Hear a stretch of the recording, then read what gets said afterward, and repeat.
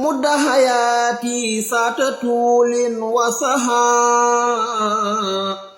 ya khaira mughnin qad wahabta tawsiha najituka Allahumma sarajai min tawal al-humri sanajai atil hayati bidawamil afiyah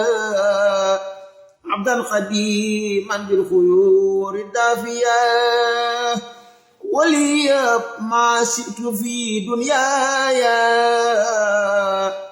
minal manafihi wa fi uhraya wahrim jami'al musiyati durri dunya wa fil khabri wa yawmal hasri salli wa salliman ya muaqtiru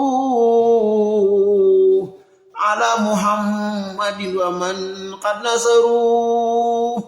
wa akhiran ajali wa mauti hatta ahu sadar ka kulli fauti andi belum tua